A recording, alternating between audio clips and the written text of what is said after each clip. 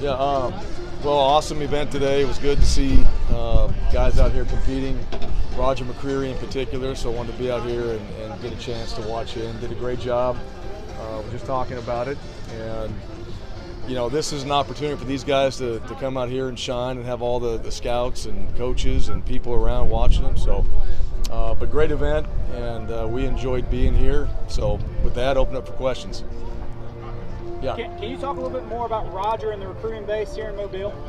Yeah, so well, it's huge, number one, for our program, and we got a chance to actually get out in Mobile and meet the coaches for the first time. And we've seen them before, but really get out and recruit. We didn't get a chance to do that, or I haven't, because of COVID and when we first got in here. So it's been good to get guys, and certainly it all starts here in the state. Right, everything starts in the state here. That's the most important thing, and Mobile has been a really good area for Auburn in the past, and obviously with Roger and more players coming out of this area. You know, you see not only just the talent, but also the pride that they have in being in a place like Auburn, and Roger's a great example of that. You know, just watching him out here today and knowing what he did for us, and when we came in there, Roger was already there, but how he worked, the type of person that he is, and obviously the type of player that you guys get to see out here today. You know, those guys from this area and from Alabama, they take a lot of pride in what they do for Auburn, and so you definitely want to keep building on that.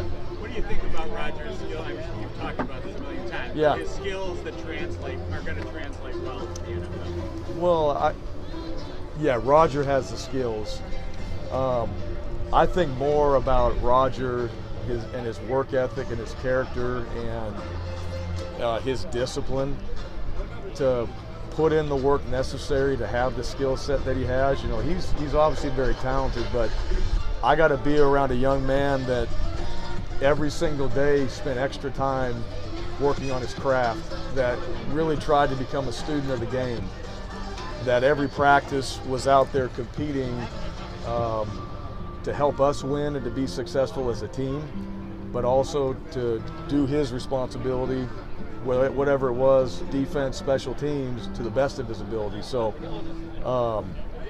you know, I've seen Roger in a different light, seen him just as a teammate, as a guy in the locker room, as a guy that works hard in the weight room, as a guy that takes care of his business and does things the right way. And certainly that shows up on the football field here, but I think it's all those factors that show up when a guy has a chance to come out here and be a part of something like this. You're obviously a good player, but you also have the character and the mentality to be somebody that gets invited to something like this and that has a chance to go on and play at the next level. So I'm proud of Roger for who he is, and obviously excited about what he's able to do on the football field. Coach, could you shed a little more light on Austin Davis's decision to step away from coaching football? And when you guys offered him the position, was there any indication that he was going to be this short-lived?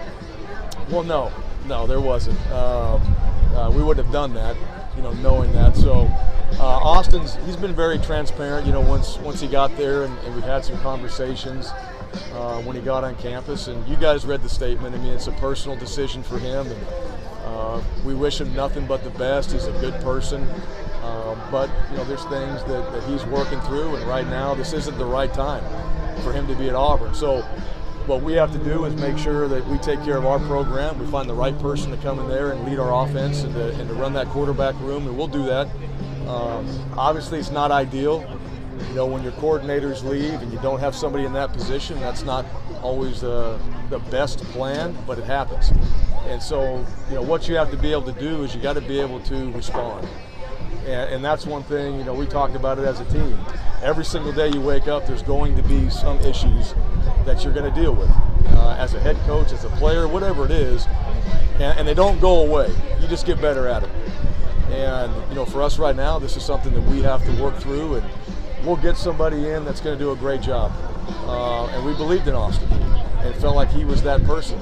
But unfortunately, that's not the case right now. And now it's on to bring in somebody that's going to do a great job for us now. How surprised would you be to see him take another job, and how surprised were you to see Derek Mason take another job? Yeah, well, that's not really a question. I don't know if I could answer, you know, what somebody's going to do. I know what people say. I know what I've had conversations about, when it comes to people's personal decisions in the profession. And,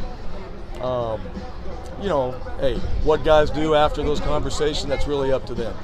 And to me, it's most important that, look, if somebody is needing something or needing some help or having some personal issues and things like that, most important thing is to make sure that they're good.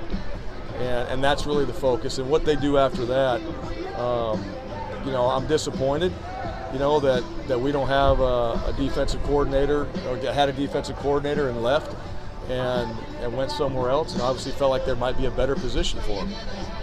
But fortunately for us, we had somebody on staff that's going to do a great job in Jeff Schmedding, and that's really what you hope. You hope you have people on your staff that can fill those roles and can come in and really help enhance what you've been doing. As far as other coaches and positions, hey, all I know is the conversations we have, and if things change for them, then we wish them the best, and we're going to get somebody in here that's going to help us and help Auburn. Can you shed a little bit of light on what it was with Derek Mason in particular?